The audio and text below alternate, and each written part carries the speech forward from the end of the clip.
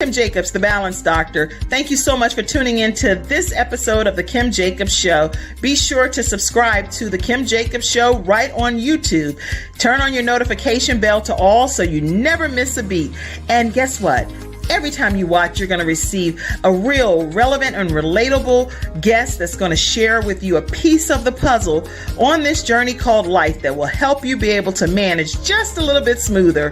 At the end of the day, the Kim Jacobs Show goal is to be able to provide balance to the world, one household at a time. Kim Jacobs Show. You're watching Kim Jacobs Show.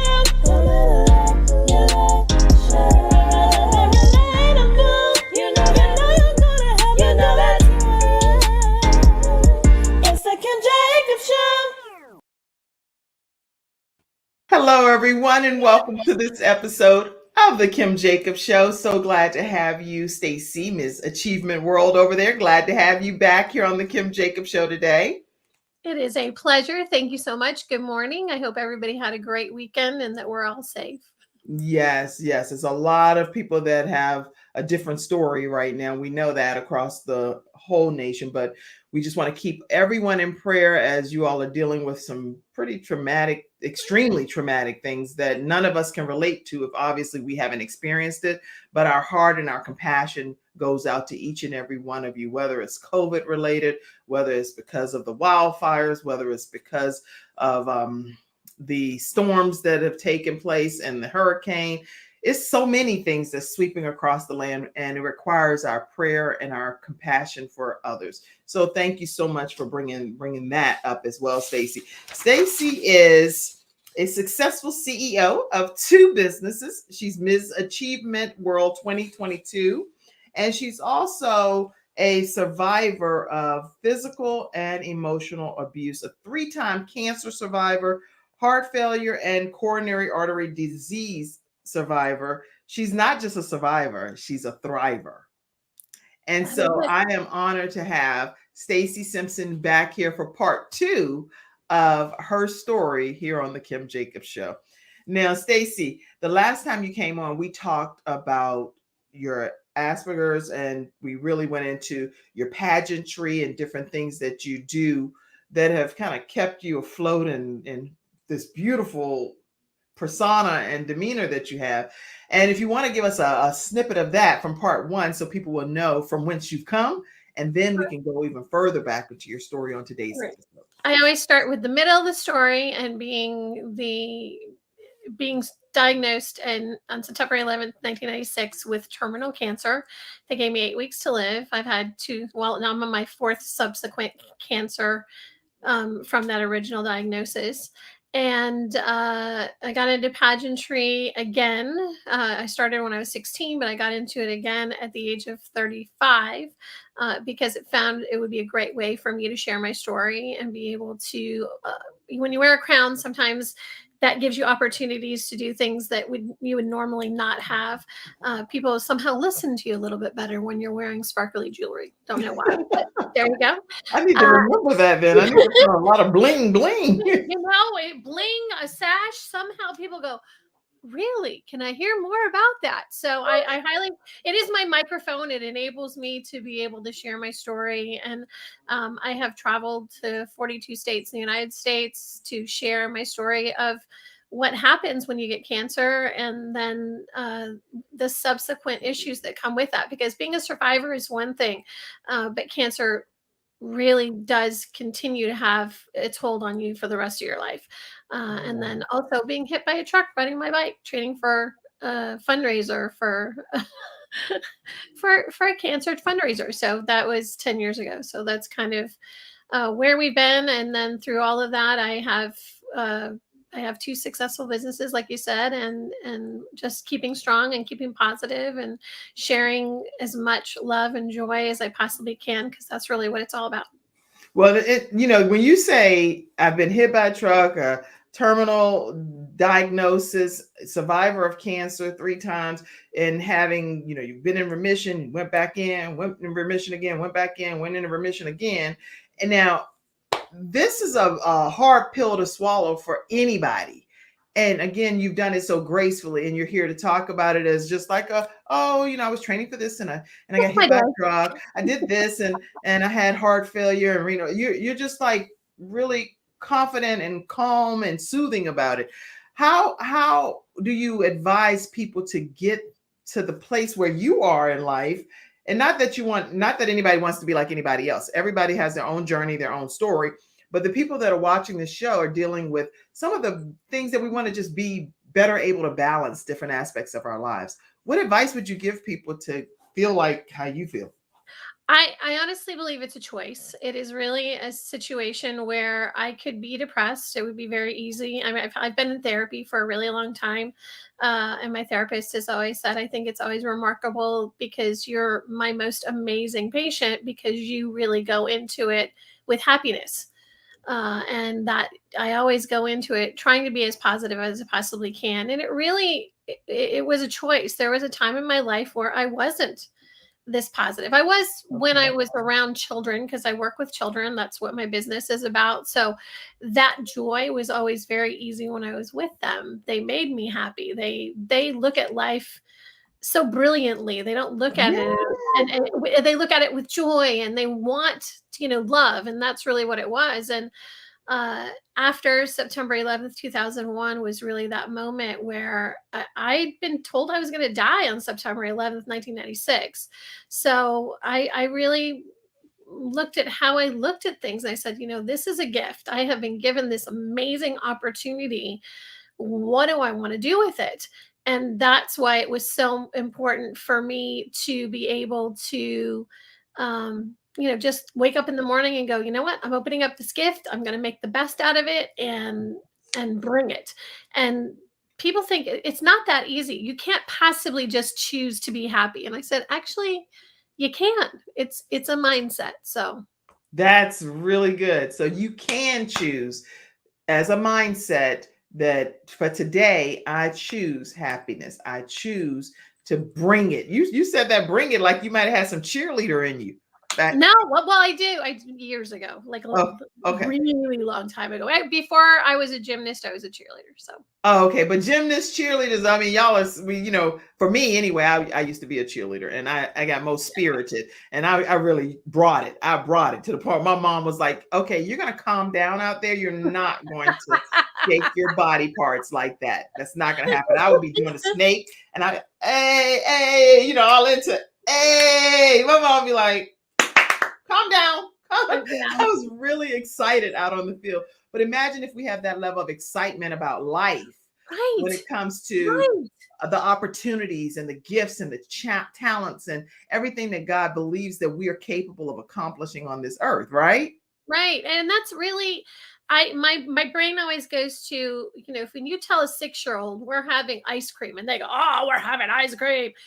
I want that happiness to come out. And adults kind of look at me like, is she for real? Yeah, that can't possibly be.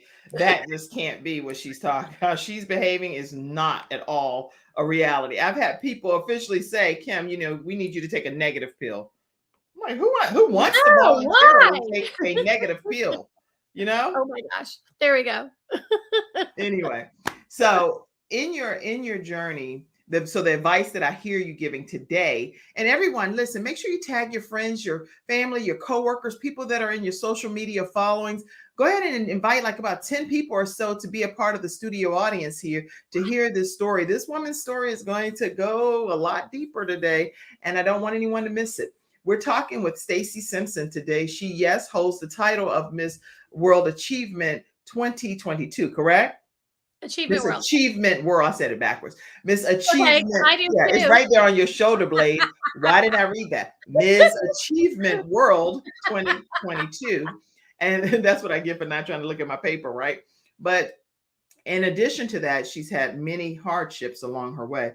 The last time you came on, you talked about a lot of those things, but I want us to go back further because you said you've overcome physical, and you actually said sexually physical Yes. abuse as well as emotional abuse. And I want us to deep dive a little bit more into that today. Sure, sure. I always say that I start in the middle. I start at 30 because cancer was a whole lot more digestible for people to hear about than the things that happened to me before 30. And I always have to go backwards. Once I mention it, people go, what did you just say? Because I find that my childhood is really hard for a lot of people to understand. Again, I do have Asperger's, which is a mild form of autism. And very early on, my mom was very aware that I wasn't acting like other kids. So she also has some mental illness. She has some issues with OCD. She had some issues with dysphoria. So often I wasn't sure. And I think she was bipolar as well. Like she never got diagnosed, but it was pretty obvious that things were not always normal with her. And so she often would just put me outside, leave me outside. So as soon as I got up in the morning, had breakfast, I wasn't allowed back in the house until the evening at 6 o'clock for dinner. And I grew up in Michigan, like outside in big open areas. So it wasn't such a big problem. Except a next door neighbor at the age of 5, when I was out just playing in the backyard, said, "Hey, come over here. I want to show you something." And at that point, he was wearing a swimsuit. He was almost an adult. He was 17, getting ready to go into the Navy at 18. And he had me touch him. And he's like, "It's okay. This is what kids do for adults to make them feel good." And I was like, "Oh, okay. Well, I want to be somebody's friend." So I had no friends. So I was like, "All right, well, then I'll be your friend and I'll do that." And you were 5 years old? I was 5. Okay. I was 5. And then it proceeded to be more aggressive. He actually ended up bringing me, he had a clubhouse in the back of his house. The one thing about their house, they were our next door neighbors. So they had a huge pool. So he'd be like, "Come over to the pool. Make sure you wear your swimsuit." And I'd be like, "Oh, I've got my new friend that I'm going to play with during the summer. Sure. Okay." And your mom had no idea that when you left the house at 5 at dusk, when the light came 9 out, in the morning, yeah, till 5 o'clock or 6 o'clock at night. you were just out of the house and not allowed back in the house, according to you, what you're sharing. Yep, not allowed back in the house. So at 5 years old. Mm-hmm. She didn't want me. My mom's OCD really. Once she started cleaning the house, we were not allowed back in because she didn't want us to make a mess. Now you said we is other siblings of yours? My brother came in when I was 6. So I was at this point, at the age of 5, I was a single child, but that was eventually what, Okay, happened. go ahead. And eventually with this man, he got me to the point where he brought me into this clubhouse that he had, and he actually started penetration. So I went from touching to oral sex to actual penetration. And all I could say was I had my friend and he was nice to me, because in my brain he was loving me. It was the way that, he just said, "I'm your friend and I love you so much." And I have to be really honest, like it comes back in pieces, because I didn't remember. I always remembered the clubhouse and me being so scared of it after this period. But it wasn't until my cancer that all of it, when I was going through chemo, that it started streaming back in my brain. I guess I had compartmentalized it and put it aside, and I'd forgotten it for many, many years. And the thing that I remembered the first time was the first visual, or the first memory I had, was of me touching him and him saying, "It's okay, you're going to be my friend and we're going to have fun, and all summer long we're going to play together." And I was like, okay. He was trying to help me. I mean, I don't know. Like, I know that he was grooming me, trying to make me feel safe before other things happen. So now, okay. So this is really hard to digest, right? I told you it was hard. Okay. So just so I understand, this young man that is 17 or whatever, and he has access to this clubhouse. Is his parents, nobody's around for him to even, so he's always got just free access to you. and you can't go home until it gets dinner time or later in the day. So you're just out and about in this community every day. And he's like, come over here, my friend. Mm-hmm. Okay. Yep. Yeah. And then that was for an entire summer. And then he joined the Navy and went away. And then the following year, my brother was born. So then, I was Insta mommy. And that was really when I think when my brother was born, when my Asperger's was really heightened, because I went from being an only child to now having to deal with somebody else's personality. And Right. my mom, I guess she wanted a boy. I mean, the sun and the moon rose with my brother. Everything about him was, it was my job to take care of him. So once, he was able to go outside, and at 1 or so, like, I mean, I don't even remember how old it was. It was my job to take care of him. I had to watch him and make sure he didn't get into trouble. And neither of you could come back into the house? Well, that when he was smaller, like, she would allow us. We had like a playroom that we could go into, Oh, okay. so we spent a lot of time in that room as well.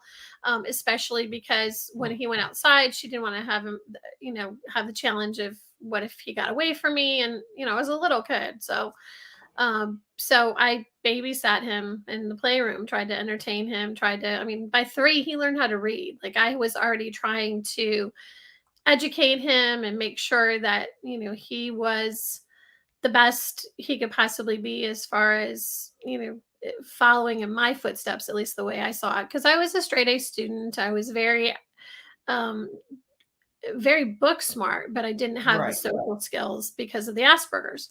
And that was really when things started to get harder for me, because the more that he was able to talk, the more that he was able to be active, we would fight a lot.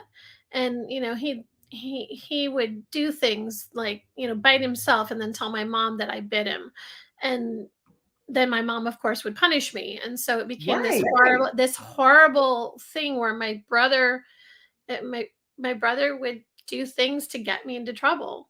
Or I would do something and he would be like, I'm going to tell mom. And I'd be like, no. Because he had learned at an early age that he could play that card. Oh, yes. And he played that card a lot. So, wow. Yeah. I mean, to the point where, he was like 7 or 8, and I would do something, he'd catch me doing it, and he'd say, if you give me $1, I won't tell on you. And then he would go to my mom and say, well, Mom, she paid me $1 not to tell on her, so how much will you pay me? Wow. Okay. This is crazy. Yep. This is a crazy story. This happened. And you know the real life story. Yeah, it's my real story. So the person that went away for the military, he obviously came home sometimes too, right? Or did he never come back? Or you never saw him again? I didn't. Well, I mean, I would see his father and his mother, and if we fast forward just a little bit in the story, at 11, when I started to develop, my step grandfather, so my mother's stepfather, mother's stepfather. Okay. My mother's stepfather. I was step grandfather. Yeah. Right, so okay. I was with him, alone with him, and he grabbed me from behind and grabbed my breasts, and he went, you're so sweet. I love being near you. Thank you for letting me hug you like this, in my ear. And he grabbed my breasts and just stood there holding them, going like, this. And I was like, I froze. I thought, okay, this is not happening. I didn't know what to do. I just stood there like, please just stop. And now to this day, I smell his smell when I think about that. Like, it was just so like, that really, really was not okay for me. That was a moment where I was just, I can't handle this. And I went to my mom and I said to my mom, hey, Grandpa just touched me. Yeah, that's what I was going to ask. Did you talk to any adult at all? And so you did tell your mom, and your mom said what? Well, that's just what happens in our family. You're just going to have to deal with it because he did it to me too. And I said, well, Rob did things to me too, Mom. And she's like, that's just what men do. You just have to accept it. And I was Okay. destroyed. Like I just didn't We even. Yeah, we need to take a commercial break on this. Listen, Sorry. listen, everybody. We're talking with Stacy Simpson. Yes, you know her as Ms. Achievement World 2022, and she has a story to tell. Right after this commercial break, we're going to come back and hear more from Stacy Simpson about what she's really overcome to become who she is today. Let's learn about Silver Shield Security now. It's not just another day, it's a brand new day, full of all the fun, love, and laughter you and your family create. Silver Shield Security understands feeling at home means feeling safe and happy. No credit checks, no contracts. We offer payment arrangements, and we'll even give you a free door camera. Find out how we can brighten your day even more at silvershield-security.com. Silver Shield Security. Wow. We're talking again with Stacy Simpson. Let me go ahead and let you know that you can reach out to Silver Shield Security by calling them at 704-440-4688. You can also reach them at silvershield-security.com. And I love the state-of-the-art equipment that they use, and they have great customer service. So let them know that the Kim Jacobs Show sent you their way. Okay, Stacy. You know what? Let me also let everybody know this right quick too, that today at 11:30, from 11:30 until 11:45, we're going to be talking with attorney Charles Everett, and he is right here backstage waiting to talk with you all about dealing with wrongful death of a family member. So make sure you invite people in to learn about this information. Let me show you this. I want to share this video clip.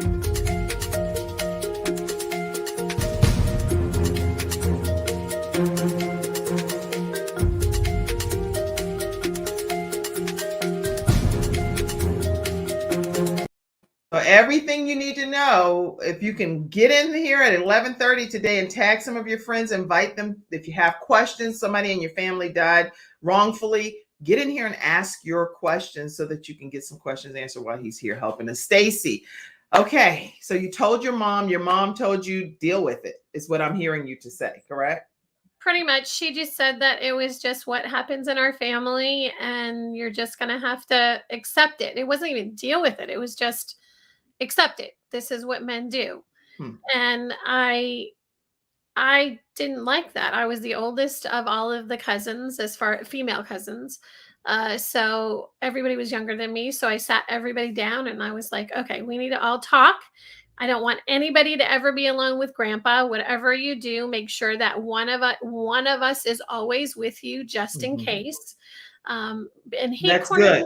He cornered me several times, after that, and tried to be alone with me. And I'd be like, you can't do that. And I started fighting. I didn't want to fight back, but I was like, he's an adult. But I knew at that point it was not okay.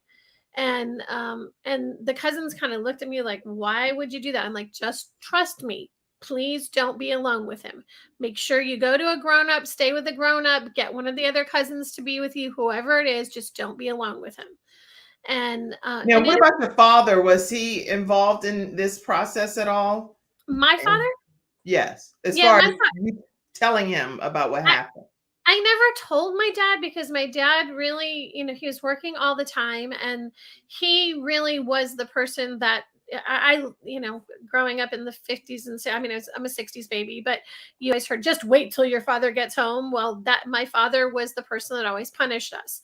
So whatever I did during the day that my brother told on me for, or whatever was not appropriate behavior, my mom would say, well, when your dad gets home, you'll get in trouble. And I always, I got the brush. My father had this really thick brush that was like this thick. It was oak wood. And I would get spanked, heavily spanked, and then sent to bed. So you didn't tell him about any of this, obviously. No, I mean, and also the thing that was really strange, and I didn't learn this until much later, that I guess at one point, we were not allowed to touch each other. And I guess it was because of what happened to my mom with my step grandfather. But I wasn't hugged. I wasn't told that I love you at any point in time. In the beginning, my dad was, very affectionate, and and I was kind of like daddy's girl. And then it seems to me that when my brother was born was when all physical contact with anybody in the family stopped. Stop. So Okay.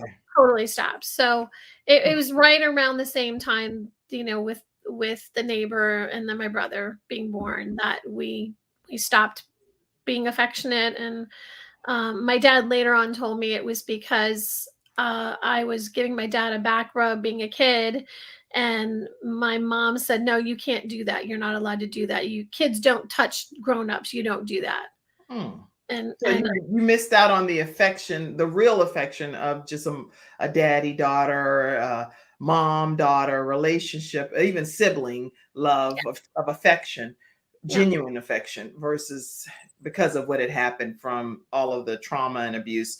Wow. Listen, if you're dealing with any kind of sexual assault in any way, shape, or form, make sure you reach out to the National Sexual Assault Hotline and let them know what's going on. The phone number is 800-656-4673, and speak with someone who can help you through this traumatic experience. I am again honored that you would take the time to be here with us today as Ms. Achievement World 2022. People know you from just the glitz and the glamour, but they don't know your story. And when we come back towards the end of today's discussion, I would like for you to tell us, how did you overcome to be able to push forward to then getting hit by the truck, to dealing with cancer, 3-time survivor, and having heart failure and coronary artery disease as one of the side effects of your disease. You've been through a whole lot and it's been heaped on you, but you still smile and you still shine. So I want you to tell people how we can smile and shine through the most horrific times in our lives when we come back with you. Is that okay? absolutely, my pleasure. I'm happy to share, and hopefully we can raise somebody up. Excellent. Listen, everybody, we're talking again with Stacy Simpson right here. And as we transition, I want you all to know that Stacy's going to stay with us. She's going to go backstage and she's going to stay with us. And when we come back after this commercial break, then we're going to be hearing from attorney Charles Everidge. And Charles Everidge and the Hunter Everidge Law Firm, they're one of our episode sponsors. Let me go ahead and put that information up, which we're very honored to have them here with us today. Attorney Charles Everidge with Everidge Injury and Disability Law Firm. They are located on Monroe Road in Charlotte, North Carolina, and also in the Richmond, Virginia area, where you would encounter and work with Attorney Hunter. And here also you have 3 attorneys that I like to highlight, which is Attorney Charles Everidge, Attorney Horace Hunter, and Attorney S. Camille Payton, and she's in the Charlotte area office as well. They provide excellent customer service. I've utilized their services personally, and I am very honored to have them as one of our episode sponsors today. Their phone number is 704-377-9157 is where you would reach them. And what we're going to do is learn more about them now and come right back. And hopefully you'll be able to ask your questions if you're dealing with the loss of a loved one and it's from no fault of their own. I want you to be able to get your questions answered with Attorney Charles Everidge right after this commercial break. When someone has lost a loved one, they want to know what exactly happened. They want to know, is the other person going to be held responsible? And they want closure. At Hunter & Everidge, we help clients that have lost a loved one move on, and to do that with dignity and respect that they deserve.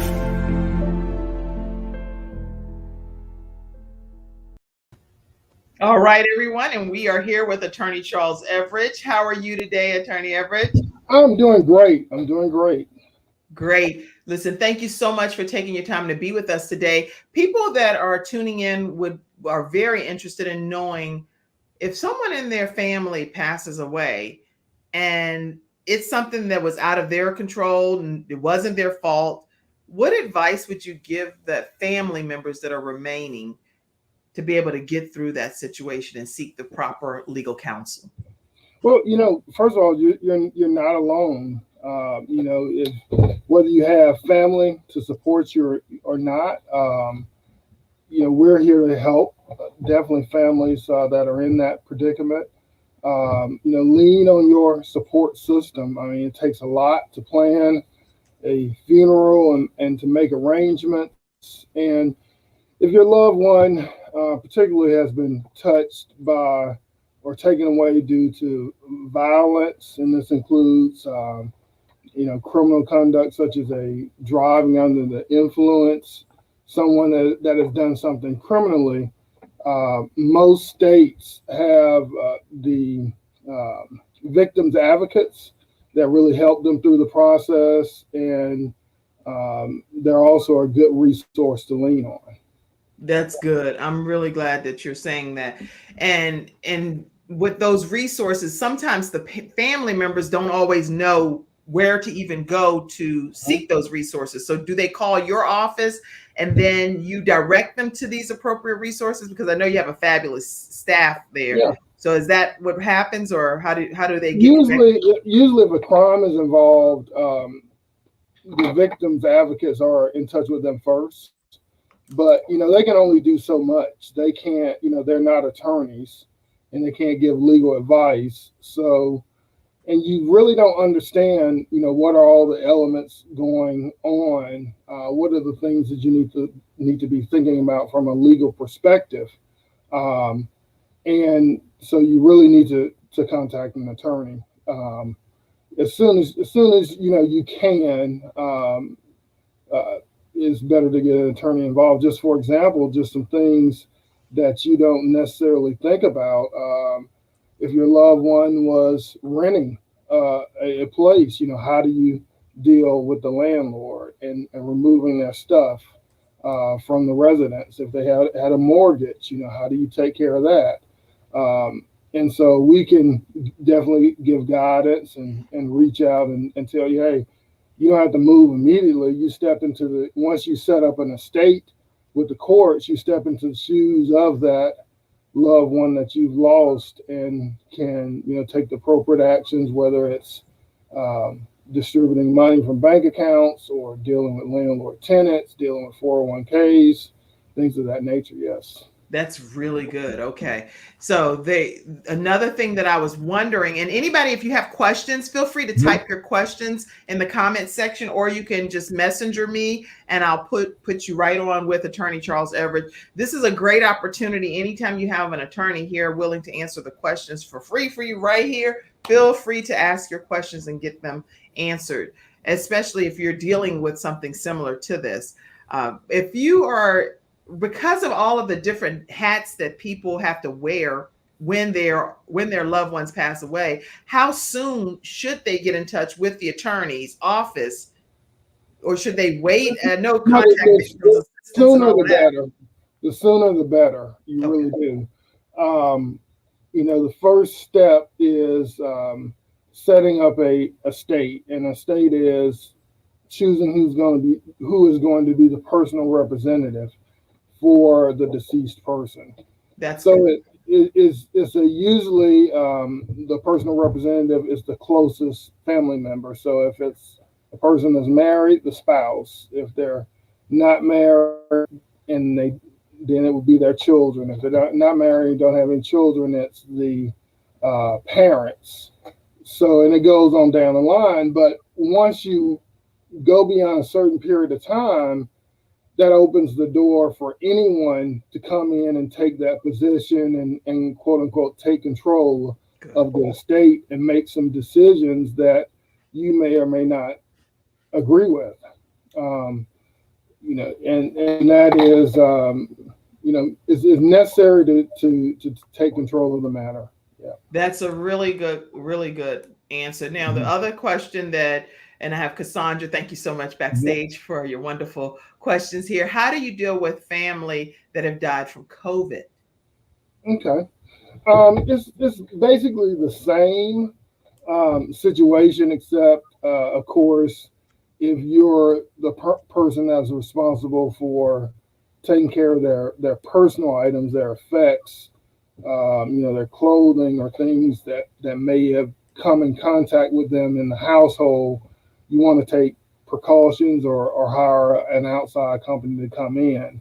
But it's the same process for that. With COVID, there are cases. No one can really. The problem with COVID is no one can really identify as to how it was transmitted. Right. And that's a real challenge because I've had several calls. They have a family member. The family member went into the hospital, and then they came out of the hospital with COVID. Did they get it in the hospital, or did they get it somewhere else? And so it's really hard to identify that. That's what I was wondering. Is that going to be something that you can really pinpoint that it is somebody else's fault in particular, and then would an attorney be needed? So that's a great answer.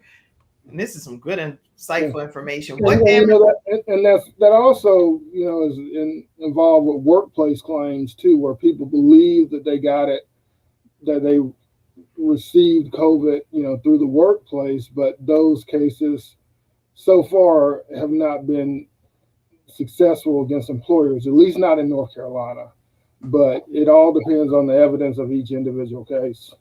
Excellent. So they still need to reach out to an attorney and vet it out to determine. Okay. Exactly. Okay. What items are recoverable in wrongful death lawsuits? Okay. Well, a lot of it depends on the insurance that's involved. Okay. The most typical kind of wrongful death case that we deal with is car accidents. And so a lot of people don't realize this, if your loved one is killed, and let's say it's a hit and run, where unfortunately they're killed and the other driver doesn't even stay at the scene. Right. Well, and then they think, well, there's no one to sue. Well, they're wrong. If they're in a car, or if they have car insurance, or if anyone in their household has car insurance, they're going to be covered by more than likely by uninsured motorist coverage. Right. And, there are often multiple insurance coverages in a wrongful death case, because you have the person that caused the accident. You can have underinsured motorist coverage, uninsured motorist coverage, and it's really a complex issue, and it has to be thoroughly investigated. That's interesting. Okay. Yeah. Interesting. That it sounds like there's a lot of detail associated with really immediately. So you don't even have to wait for the police report or anything.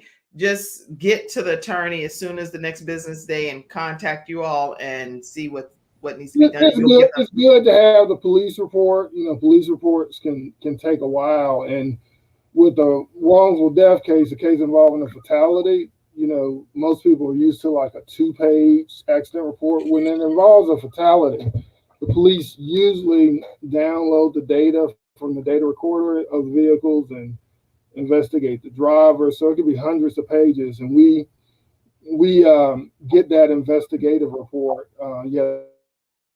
Consent order, something with the court to get the police to release it after it's completed.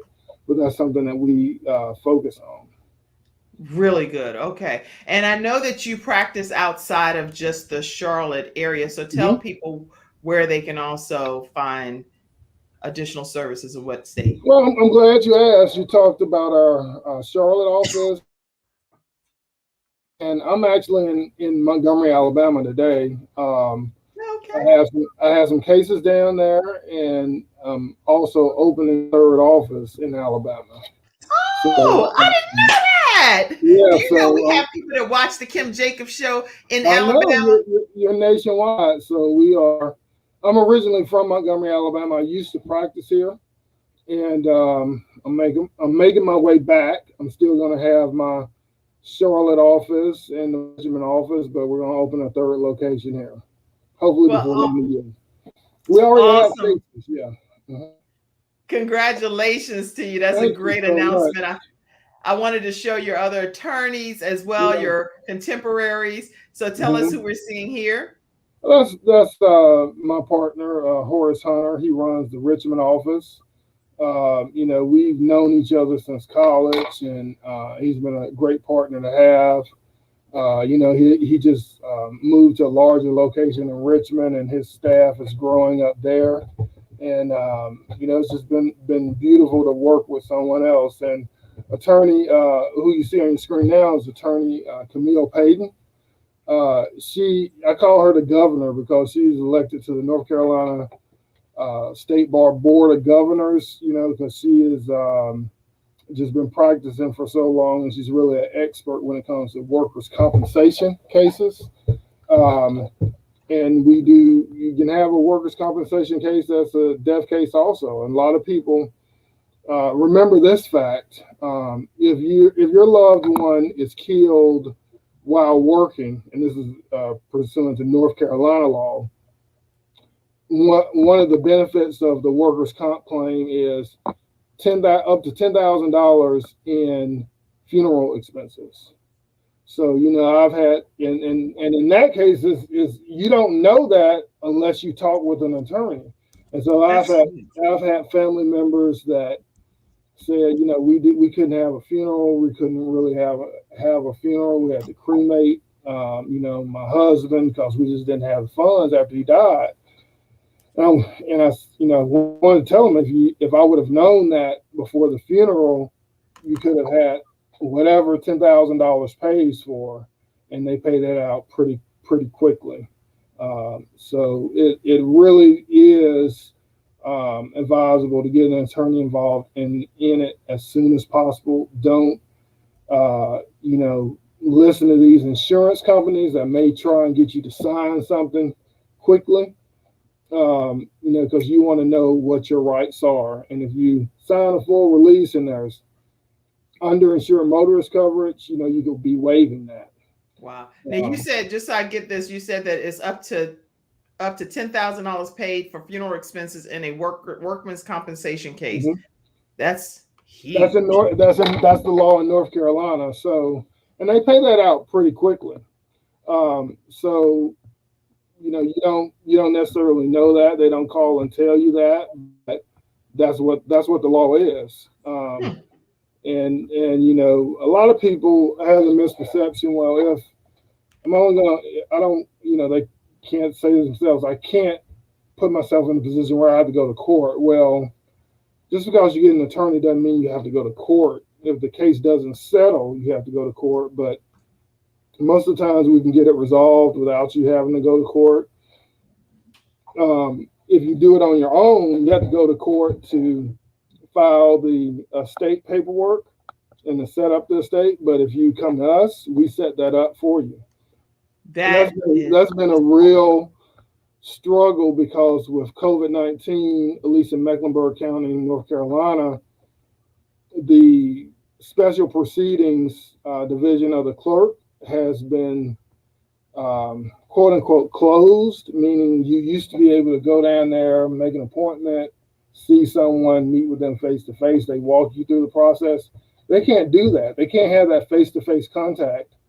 So what is required is you have to mail everything in, and then they mail it back. And it's a slow process. So if you make a mistake in the form, and then they mail it back to you, and then you have to mail it. I mean, it just really elongates the process, and you need someone to walk you through it. Wow. We don't charge for that either. And what did you say at the end? We don't charge for that either. That was a key thing to hear right there. I'm gonna talk over that. I tell you, I went and I met with a client last month, and her child had been killed in a car accident. And, she had met with an attorney, and she knew she had to set up an estate, and the attorney was going to charge her $2,000. I said, well, don't pay that. And she didn't want that attorney to do the litigation. She wanted us to do the litigation. I said, we're going to do litigation, and we're going to, take care of the paperwork necessary for filing that estate, even though it was in a different county. I mean, that's just what we did. That's incredible. That's what you can expect from Yeah. attorney Charles Everidge and Hunter's law firm. Okay. Yeah, and you know, that attorney, you know, she had gone out of town to meet with her, and you know, we were at her house. I was at her house because I knew that they didn't want to drive to Charlotte to have this appointment, and you know, in the midst of planning a funeral and doing things like that. So we try and really meet with people personally. You know, you can come into our office; it's open, but we can come to you. I'll pull you Of course, in. we meet with people Zoom. We meet with people wherever they need to be. Wherever we need to be, we'll be there. Excellent. Well, listen, everybody, we have had some great information from attorney Charles Everidge and with Hunter Everidge Law Firm. Their phone number is 704-377-9157. They are proud sponsors of the Kim Jacobs Show. And so if you have questions, please let them know that the Kim Jacobs Show referred you to them. And we're going to, let's see, I see a comment back here. I want to make sure I don't miss. Okay. Yes. Okay. So listen, right after this commercial break, attorney Charles Everidge, thank you so much for popping in today. Thank you. I really appreciate it. And let's see, I want to make sure people know how they can just get you. It's 704-377-9157. Okay. That's how you can get them. Okay. All right. Thank you. All right. And right after this commercial break, we're going to be right back with the finale of Ms. Achievement World 2022. So let's go right to learn actually why attorney Everidge started becoming a lawyer. Okay. I'm attorney Charles Everidge. I started out representing insurance companies until my father was seriously injured at work. 4 of his fingers were amputated. Our family went through a lot, so I know what you're going through as an injured worker. If you've been hurt on the job, call me now. I'll fight to get the workers' comp benefits you may deserve. I'll fight for you like family. Put my experience to work for you. Call 704-457-5000, the first call for injured workers. All right, and we are back with Stacey Simpson. Now, Stacey, hi, you have the most vibrant personality, the most beautiful aura, the spirit coming from you. Tell us how you keep that within yourself so that we can all benefit from it and learn ourselves how we can do this. You know, I got to be honest with you. I didn't really know what the magic was for a really long time. And I was being interviewed in another podcast, and it all kind of came into my head and it made sense. I really had compartmentalized a lot of the things that I had gone through. And so I kind of attribute it now to my autism. I always say my autism is my superpower because it doesn't allow me to always process emotions the same way as other people. And so I chose happiness over other emotions. And then now, as I go through the process of therapy, I start to unpack those pieces of my life that maybe I haven't dealt with this whole time. And just trying to go through it. I was actually listening to attorney Everidge, and my mother passed away last year, September 20th. I personally think it was COVID related. She passed in like 18 hours. It was super, super fast. But you know, all of those things I never really got an opportunity to really talk to her about, because as I had said earlier, my brother was the favored child. So he took over and he took her off of all medical assistance right away. And, you know, I started crying. I was like, oh my gosh, I'm crying right now because I haven't dealt with the death of my mother yet, because I had to put all that stuff away and just try to deal with, you know, that process. And then hearing him talk about it, I was like, oh my gosh, this is me a year ago. And I know it's a process. Trying to be happy and trying to look at the positivity is my choice, and I try to do that. And then, you know, sometimes when I'm in therapy, different things come out. But I think that having a therapist is super, super important. Someone to talk to, someone that can relate to your story, that can hear your story, that you trust. And it doesn't have to be an official therapist. It can be someone that's your friend that you trust that gives great advice, like yourself, like, having you as a friend would be wonderful, because you have these experiences and you go through this. And so, your friends, I'm sure, are quite lucky because they can lean on you heavily if they need to. So, Oh yeah.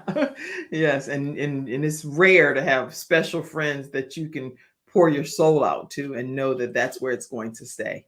And that makes a tremendous difference in life. So listen, everybody that's been watching today, we are learning so much from Stacy Simpson. Stacy has opened up her soul and just poured it out to us in hopes that someone will be able to have a better outlook on their lives today. Listen, if you're either dealing with autism yourself or someone that has autism, and you may just want to get some tips on how to handle a person that is living with autism, contact 800-328, is that what that is? 328-8476. 328-8476. That's the autism hotline. These are just general resources that we're getting right from online, the national hotlines that are available. And thank you, Cassandra, for pulling them up for us to be able to have them today. 1-800-328-8476. And that's where you would contact.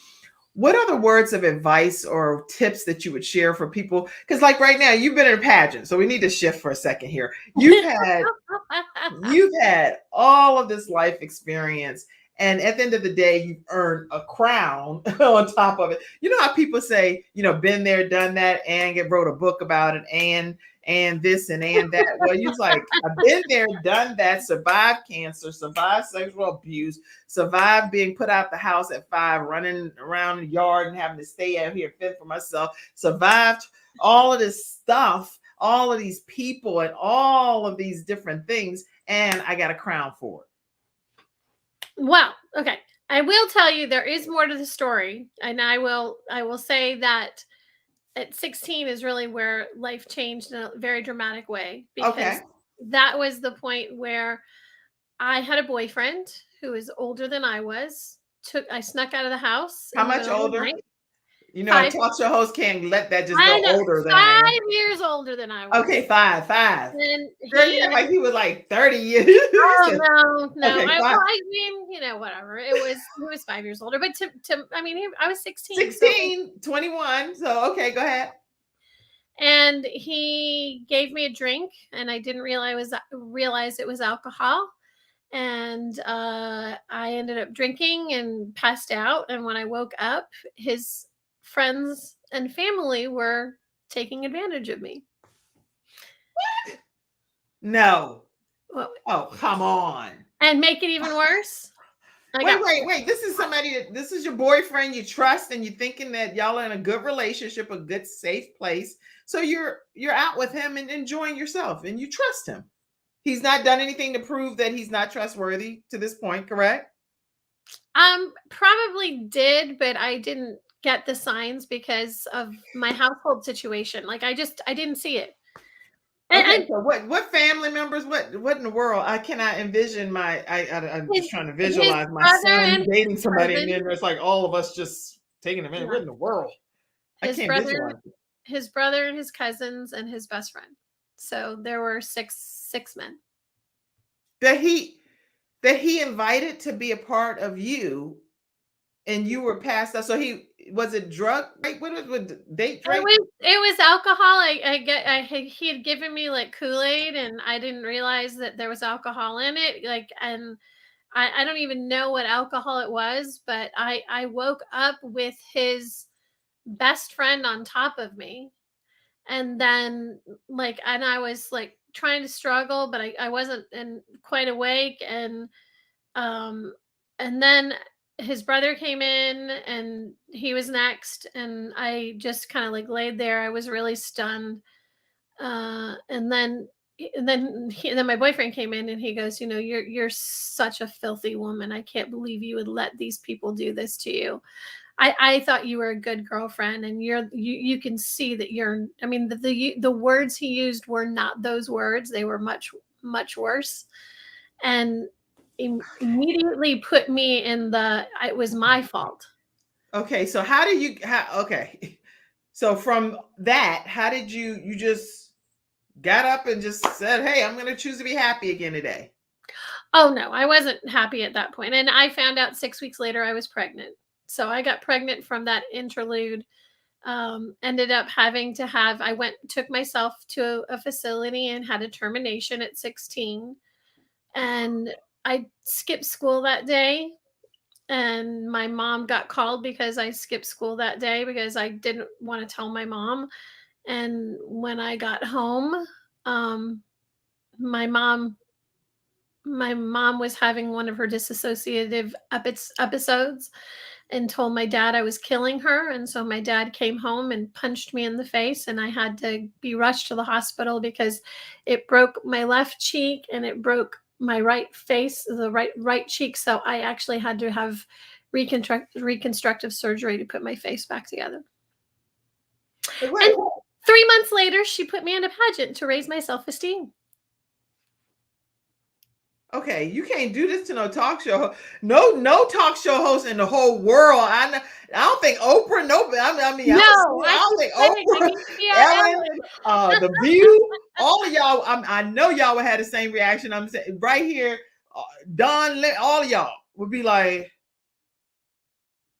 yeah, because this is a lot to digest. Did anything happen to any of the people that violated you in these manners along all of the times? Did anybody ever go to jail? Did anybody ever go apologize? What happened? My dad has apologized. My dad and I now have a reasonable relationship. I didn't talk to him for many years after I moved out of the house. The boyfriend, I stayed with him for a couple more years because that was insane. I don't even know why. And then he actually found me on social media because my name is not my legal name on social media. So these people couldn't find me if they wanted to. And he did. And he contacted me on my 55th birthday and said, "Hey, are you running a dog or something?" I'm sorry. No, it's my phone. It's sorry. Oh, I'm okay. trying, I can see I'm you running trying to something. make I'm like, it go away. I'm sorry. okay, go ahead. But he actually reached out to me on my birthday and was like, "Hey, I'm in Colombia. Can you please get me out of Colombia?" And I was like, "What? No. Why? What?" I'm like, "Stay in Colombia, please." So, it's a crazy story, but that really is where I got into pageantry. I mean, that you would never. I mean, it blows my mind because pageantry was not a place that I would have thought that I ended up. Nobody was prosecuted. I didn't call the police about my boyfriend. When I was in the hospital with my dad after the situation, actually a judge took me to the hospital because we had a judge that lived across the street from us. So I ran to their house to get out of the house to get away from my dad. And the judge said, "Well, you'll live with us. We'll take you in. You can stay with us." And it ended up that DCF or Child Protective Services wouldn't let me. They said, "You have to either go home or go to an institution. So you need to choose." And I went home and we went into family counseling, and that did nothing because my mom was delusional. So, and she was really having a hard time at this point. And shortly thereafter, my parents divorced, and that kind of, I think, was the breaking point, I think, for everybody. So, wow. Well, okay. Well, okay. I don't know. I was going to try to end this on a positive note, but let me at least tell you something about my last episode sponsor that I definitely need to invite you to learn about, which is Lamb Funeral Home. They are located in all 50 states. They're located in Concord, North Carolina, but serving all 50 states. You can reach them at 704-782-3011. They have over 28 years of funeral home experience, and the funeral home owner is a vet and really has a lot of great services to offer to veterans. So make sure that you check them out, 704-782-3011, and let them know that the Kim Jacobs Show sent you their way. Oh, this beautiful princess here, queen, I should say, has survived so many trials and tribulations. And as we close out, I just wanted to show you a few of her pictures here. Oh, You deserve that crown. And I pray that you get so many more beautiful outcomes in your life, because you are a shining star. And I'm so sorry that all of this happened to you. Okay. makes me a But better person, and I am blessed to have opportunities like this to share the story. At the end of the day, it really is a choice. You choose to make your day, you choose to make your life, you choose to be the survivor. So be the hero of your own story. you are the hero today. You are a hero for everyone that watched. Thank you, Stacey Simpson. Make sure you stay connected with her at all of her social media handles and learn more about this dynamic woman who has two very successful businesses, and nothing can stop her. I don't know what the words are, but you turned as high up as God can provide you to be, and I'm grateful for it. Thank you all for tuning in to today's episode. We have great episodes lined up for you the rest of the week. Living healthy after breast cancer, and then also getting unstuck.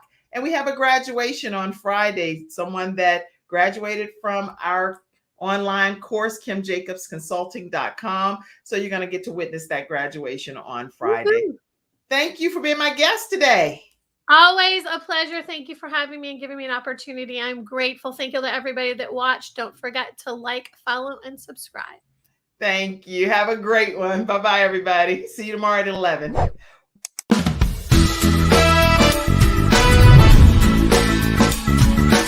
Hello, everyone. I'm Kim Jacobs, host of The Kim Jacobs Show, where we're bringing balance to the world, one household at a time. Listen, we go live every weekday, Monday through Friday at 11 o'clock a.m. Eastern Standard Time.